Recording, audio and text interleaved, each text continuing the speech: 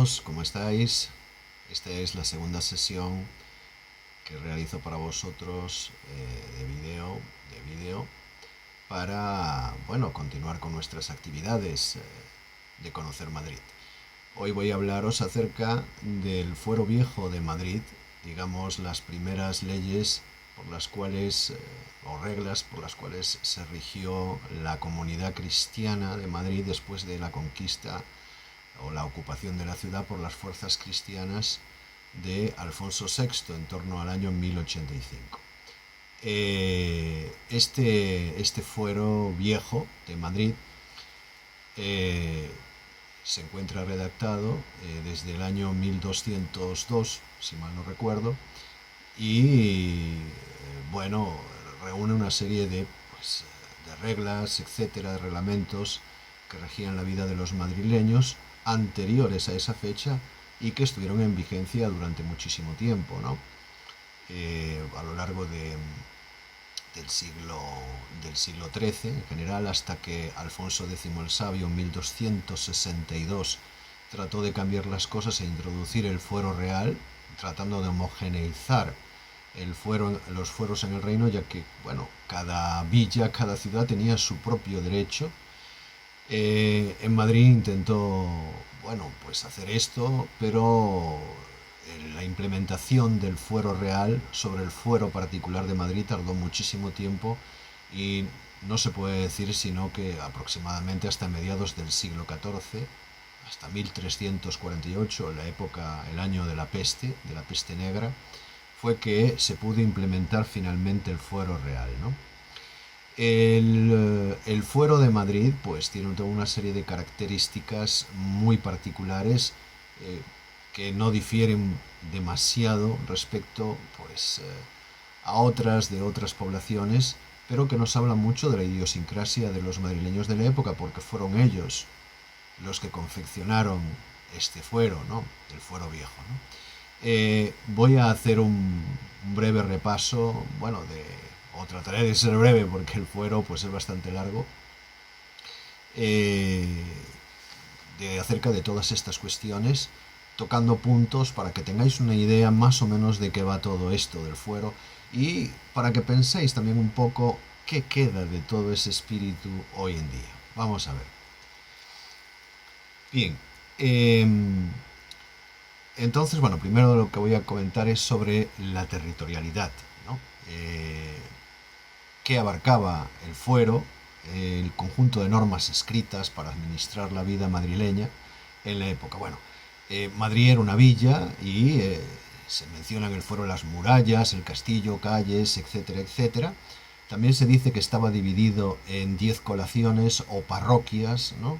Estas parroquias eran las de Santa María, San Andrés, esperad un momento, San Pedro, San Justo, San Salvador, San Miguel, Santiago, San Juan, San Nicolás y San Miguel de Sagra, ¿no? También se habla, por supuesto, de aldeas que pertenecían jurisdiccionalmente a la Villa de Madrid, como Vallecas, Beleneco, Úmara, Sumasaguas, Rivas y Valdenegral. Al mismo tiempo, también hay una serie de derechos de los madrileños a tierras comunales, ¿no? Pastizales, bosques, etcétera, y estos ejidos se extendían por gran parte de estas zonas, además que acabo de mencionar, donde están las aldeas, ¿no? Sobre los grupos sociales que poblaban Madrid en esta época, pues básicamente tenemos a los cristianos que, bueno, que estaban subdivididos en una serie de categorías, a los judíos y a los musulmanes mudéjares, o sea, los que se habían quedado a vivir en territorio cristiano, ¿no? Los judíos y los mudéjares podían, en esta época, en el siglo XII y XIII, hasta mediados del XIV, y bueno, después también podían, pues, digamos, tenían libertad de culto, ¿no? Pero no eran considerados ciudadanos, no eran considerados al mismo nivel de los vecinos de Madrid, ¿no? y eran considerados más bien una serie de personas que pertenecían al rey o que estaban bajo su tutela de alguna forma, ¿no? Sobre todo los judíos. Bien, los cristianos se clasificaban en general en vecinos o hijos de vecino, que eran los que residían en Madrid dos terceras partes del año al menos, y tenían casa, propiedades, etcétera. No pagaban portazgo, el impuesto que se pagaba por entrar en Madrid, por las puertas de Madrid. Luego estaban los llamados herederos, que tenían casas, viñas y heredades, ¿no?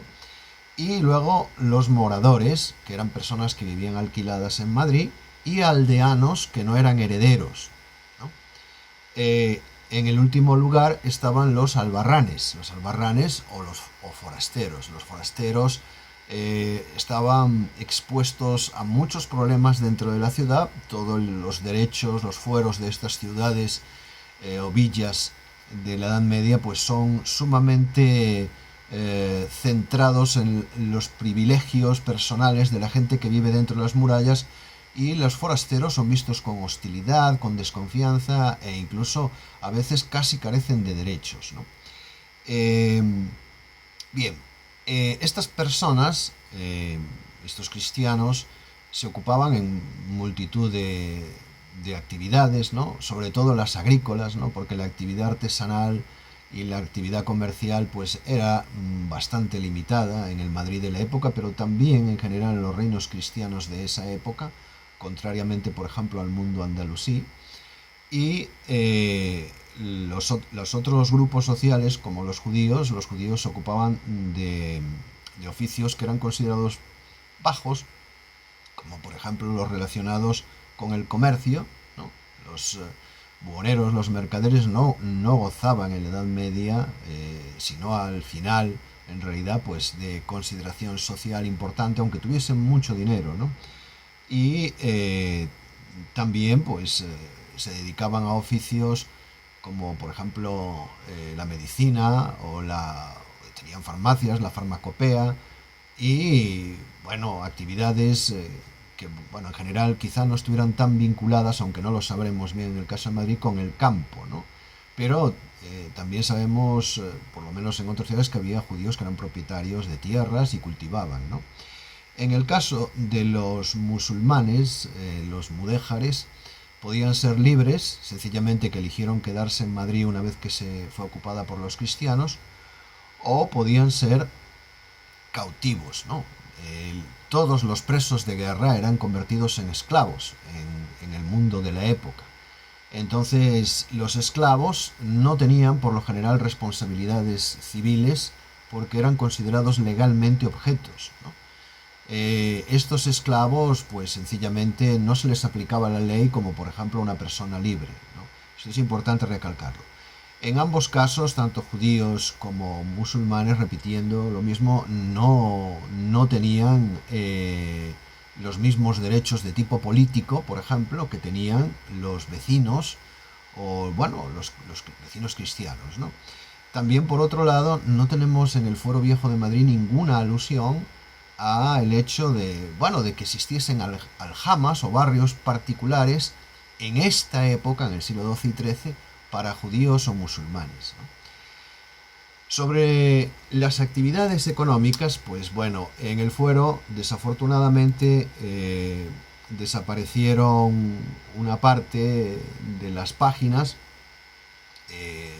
donde se habla de la agricultura, que debía ser sumamente importante, las disposiciones relacionadas con la agricultura. Pero bueno, podemos colegir a partir de lo que dice el fuero, pues de que la agricultura es sumamente importante en la actividad agropecuaria y mucho menos la actividad artesanal o comercial, ¿no? Voy a mencionar un poquito acerca de la actividad agropecuaria. Bueno, la agricultura debía ser bastante floreciente porque, bueno, es en gran medida heredera de la actividad agrícola de los musulmanes precedentes, y que tenían una agricultura mucho más desarrollada que por ejemplo en el mundo cristiano de los reinos norteños, ¿no? Y bueno, el fuero cuida con mucho esmero la seguridad de estas propiedades agrícolas y la conservación de viñas, de huertas, etcétera, etcétera, ¿no? Em, Hay una cosa que se desprende del fuero y que, bueno, tiene que ver con lo típico de la época, y es que gran parte de los contratos, por ejemplo, que existen entre propietarios y aldeanos que cultivan tierras, pues no, los arriendos no se pagan en metálico, sino que se pagan en bienes de la tierra, es decir, hay una participación de frutos, ¿no? También es que no había tanta moneda corriente como hoy en día, la moneda eh, no era algo tan habitual, ¿no? También hay que destacar de lo que dice el fuero, que, bueno, que Madrid estaba rodeado de monte en esta época. Había gigantescos encinares en algunos lugares, por ejemplo, y había osos y jabalíes, ¿no? La caza y la pesca eran importantes dentro de esta actividad de subsistencia, ¿no? Aparte de la actividad agropecuaria. Había épocas de veda, por ejemplo, para pescar, y los ríos, los pequeños riachuelos que existían alrededor de Madrid, hablar de Henares, del Alfoz de Madrid, del territorio de Madrid, hablar del Henares, del Jarama o del Manzanares, que se llamaba Guadarrama, parece que había muchísimo pescado y se vendía en las plazas.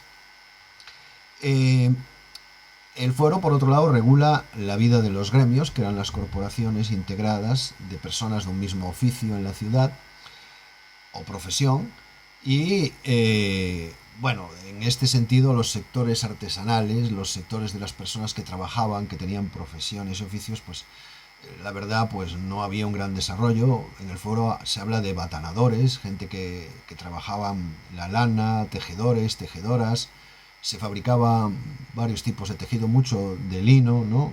De cáñamo, también se fabricaban en Madrid, pues aparentemente cubas, ¿no? Y colambres. Los colambres o corambres, o sea, sencillamente son objetos de cuero como odres, etcétera, el cuero curtido o sin curtir, ¿no? Eso era una actividad importante en Madrid. También había pues algunos especialistas como carpinteros y herreros, ¿no? Y entre los mudéjares, por ejemplo, eran muy importantes los alarifes. El trabajo en Madrid, por ejemplo, de los alarifes durante siglos, o sea, los albañiles, los que trabajaban en la construcción, fue muy importante, ¿no? En el sector comercial, que era un sector siempre un poco sospechoso a los ojos del cristianismo medieval, de la mentalidad en general medieval, ¿no? Pues el sector comercial, pues por supuesto estaba reglamentado, bastante reglamentado, estaba bastante bajo el control de las autoridades, no se podía vender a veces a gente de fuera de la ciudad, no se podía obstaculizar el tráfico de víveres hacia la ciudad, y se fijaban los precios de muchos alimentos, ¿no? Por supuesto se perseguían las actividades de estafa, por ejemplo, a trucar los pesos, las medidas, que faltase el pan, que se adulterara el vino, y bueno, había pues penas por todo eso, que en general consistían en multas. Ya hablaremos del sistema de castigos, ¿no? También se prohibía, por ejemplo, vender carne de animales matados por judíos, porque ellos tienen un rito particular para realizarlo, y las penas eran sumamente graves por vender ese tipo de carne, ¿no? Eh, ¿Cómo eran estas actividades comerciales? Bueno, pues en general, pues estas actividades comerciales pues, se realizaban o bien con trueque de mercancías, o bien con moneda. La moneda fuerte, digamos, utilizada habitualmente para transacciones de cierto nivel, era el maravedí, ¿no? O los moravitines, porque era una copia en realidad de las monedas almorávides. Podían ser de oro y de plata, ¿no? Y aparte de eso estaba el sueldo, el dinero, y luego las miajas, ¿no? También había fracciones del maravedí, como las cuartas o las octavas, ¿no? Bien, sobre el fuero, aparte de, digamos, las actividades económicas, pues también rige sobre la salubridad. Por ejemplo, había lugares en la ciudad que estaban señalizados en las afueras, donde arrojar estiércol o cosas que había que tirar, ¿no? y al mismo tiempo dentro de la política de salubridad se contemplaba pues cuidar los riachuelos, las aguas, de no envenenarlas o inficcionarlas. Esto era importante, ¿no? Eh, También no se podía, por ejemplo, lavar tripas en la alcantarilla de San Pedro, del arroyo este de San Pedro, ¿no?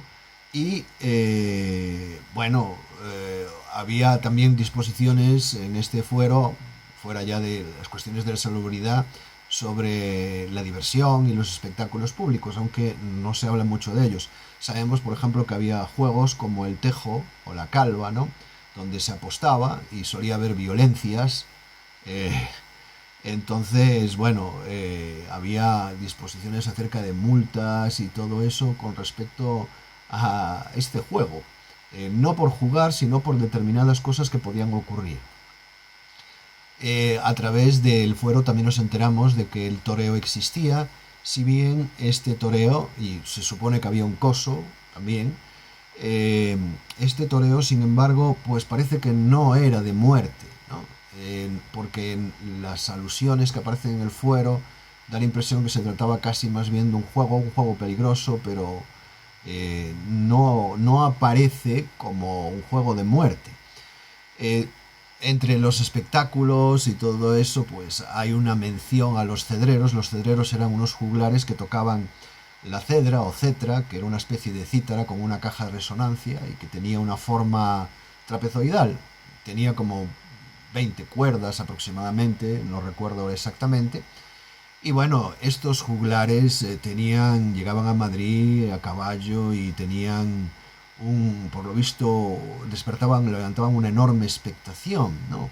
Porque el fuero prescribe el dinero que hay que pagarles a estos personajes cuando vienen a la ciudad y prohíbe que se les pague más. Parece que a la gente les entusiasmaba y bueno, hay pena de multa para el que pretenda pagarle más de lo que dice el fuero a estos cedreros, ¿no? En otros aspectos, como por ejemplo la actividad militar, también aparecen reflejados en el fuero, ¿no? Las armas eran importantes, puesto que Madrid era una villa de frontera y en 10 años después de que se puso por escrito el fuero en 1202, los madrileños participaron en la batalla de las Navas de Tolosa, ¿no? Este tipo de actividad se llamaba fonsado, ¿no? Se refiere a la obligación que tenían los vasallos del rey o súbditos del rey de apoyarlo en las campañas militares, ¿no? Eh, Aparecen pues nombradas en varias ocasiones los tipos de armas que existían, etcétera, y teóricamente pues no se podía usar armas dentro de la villa, ni siquiera en los arrabales o en los campos y sembradíos inmediatos, no. Pero sí había, por ejemplo, derecho al duelo. Al duelo era lícito, pero solamente se podía hacer los domingos y ante el concejo que se reunía para impartir justicia y ese tipo de cosas, se reunía en la iglesia de San Salvador, donde está la plaza de la villa hoy en día, ¿no? Por lo que se refiere pues a otro tipo de actividades, bueno, no se sabe que en Madrid existieran, por ejemplo, lo que se llamaba en la época mancebías, o sea, casas de prostitución, que estaba reglamentado en la época, pero no hay datos acerca de esto.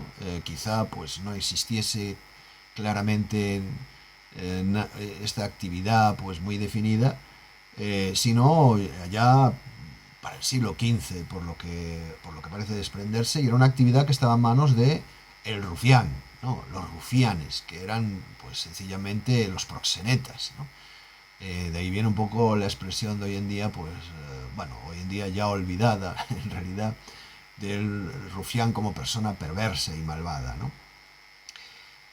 Sobre las autoridades, pues había pues distintos cargos, no me voy a extender en ellos porque sería interminable, con distintos papeles, por ejemplo los alcaldes, que eran hasta 4, los adelantados, los jurados, que en realidad pues parece que tenían que ver con el rey, de nombramiento real por lo menos, los fiadores, que eran los que recaudaban las multas y las prendas, y luego había voceros, pesquisidores, que eran investigadores criminales, sayones, alguaciles, etcétera, ¿no? Sobre los procedimientos judiciales, pues nos sorprenderían bastante en nuestra época porque los medios de prueba que se conocían en aquella época pues eran sencillamente el juramento y los testigos. No había pues laboratorios donde revisar pruebas, huellas dactilares y eso. Y entonces tenían que remitirse pues a el testimonio de personas de crímenes y en caso de que no hubiera testigos pues al juramento. Sencillamente las personas juraban de que no habían hecho tal cosa y bueno, pues podían quedar libres, ¿no? Si no había ninguna clase de testigo, ¿no? Por lo general se estipulaban 2 testigos dependiendo porque para delitos graves se necesitaban hasta 12 testigos, ¿no?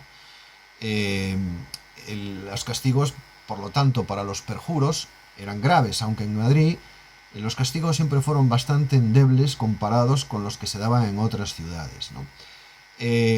Hay algunas personas que no pueden actuar como testigos. Por ejemplo, los carniceros no pueden actuar como testigos en procesos contra carniceros. Esto es algo curioso, ¿no? Y en los delitos entre moros, judíos y cristianos que involucrasen se exige en el fuero un testigo de cada clase. Pero los cristianos de la villa combatieron esto constantemente. Siempre fue una una disposición muy combatida a partir del siglo XIV, ¿no? También hay que decir que existía un barrio extramuros que se corresponde con el barrio de San Martín, ¿no? Donde había una comunidad monástica que obedecía al monasterio de Silos y el derecho que ahí actuaba y el fuero era diferente del de Madrid, era el fuero de Silos concretamente. Bien, las características generales del procedimiento legal y las penas es que daban una excesiva protección a los vecinos y no era lícito prender a ningún criminal que diese fiadores, por ejemplo, ¿no? Las penas que se aplicaban eran las derivadas del derecho germánico de la Edad Media, no el derecho romano, y eran multas, básicamente, y si pagabas la multa te librabas de todo. O sea, es un sistema que discriminaba tremendamente a las personas pobres, ¿no? Y, por ejemplo, un asesinato se podía pagar, ¿no? Si eras un vecino, podías pagar 100 maravedíes de oro. Si había un caso de una violación, por ejemplo, ya fuese de hombre o mujer, de noche, era como la mitad, ¿no?, de este dinero. Y esas penas, pues incluso para el derecho de la época, a veces el derecho consuetudinario, la costumbre, porque en el fondo todo esto se refería a las costumbres del lugar, pues en el derecho consuetudinario pues hay muestras de esto, pero por ejemplo en el derecho real los castigos para este tipo de cosas casi siempre implicaban la muerte, ¿no?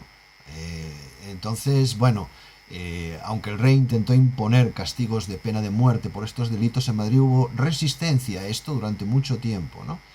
Se protegía excesivamente a los vecinos, incluso en casos de traición no se les mataba, se les desterraba, se les cortaba una mano, por ejemplo, si no podían pagar, etcétera, ¿no?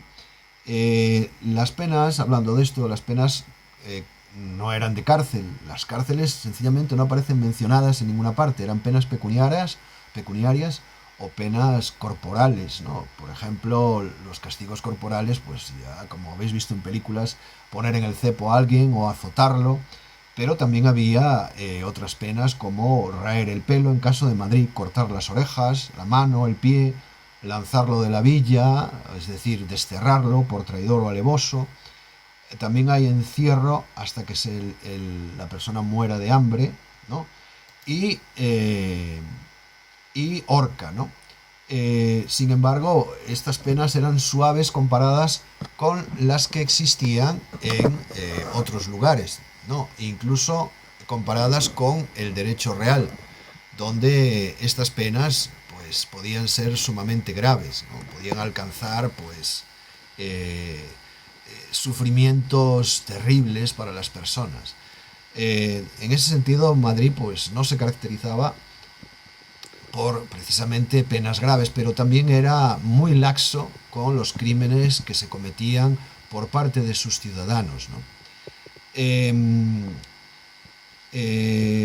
sobre las disposiciones civiles que existían, pues no son muchas, ¿no? Lo cual pues nos hace pensar que bueno, que regía pues el fuero juzgo en Madrid, igual que en gran parte de España, que es una ley visigoda muy antigua, ¿no? Que es bastante severa, eh, y bueno, que había modificaciones, etcétera, y lo que vemos de estas disposiciones civiles es que la propiedad era respetada por la ley ampliamente, ¿no? Y que, por ejemplo, las injurias, los insultos, eran motivos de querellas constantes y se pagaban multas por insultar a las personas. El honor era algo importante, ¿no? Y también existían disposiciones curiosas que se podrían considerar de tipo suntuario, ¿no? Por ejemplo, se trataba de fijar los regalos que se intercambiaban como dote novios y novias, ¿no? Y se prohibían que excedieran determinadas cantidades, ¿no? Y, por ejemplo, se prohibía que el día de un desposorio eh, se celebrase una fiesta con comida, aparentemente, por lo que yo estoy viendo aquí, ¿no? Vamos a ver. Sí, estaba prohibido que se diese comida el día del desposorio bajo penas sumamente crueles. Uno se pregunta por qué ocurría esto. Quizá es que la gente, pues, tenía tendencia a hacerse demasiada competencia en estos actos y despertaban muchas envidias y problemas. O bueno, quién sabe, ¿no? En último término tenemos, para hablar del fuero viejo, los impuestos y obligaciones con el rey. El pecho o tributo, los impuestos que pagaban al rey eran del 3%, por lo que tengo entendido, y había exenciones que el rey podía dar, y evidentemente en épocas de guerra, cuando la ciudad o los vecinos estaban obligados a prestar el fonsado, que es el auxilio al rey en caso de guerra ofensiva, por ejemplo, pues quedaban eximidos de tributos si participaban en la guerra, o bien el fonsado pues lo pagaban en forma de tributos también para evitar ir a la guerra, y claro, el tributo del 3% no funcionaba en esos casos, ¿no? Entonces, bueno, esto es un poco lo que podemos ver del fuero viejo, ¿no? Espero que os haya gustado. Os enviaré un poquito de material, de imágenes a los grupos para que veáis un poco algunos detalles, más que nada de cómo es el documento del fuero viejo y algunas otras cosas. Nos vemos en la sesión siguiente. Chao.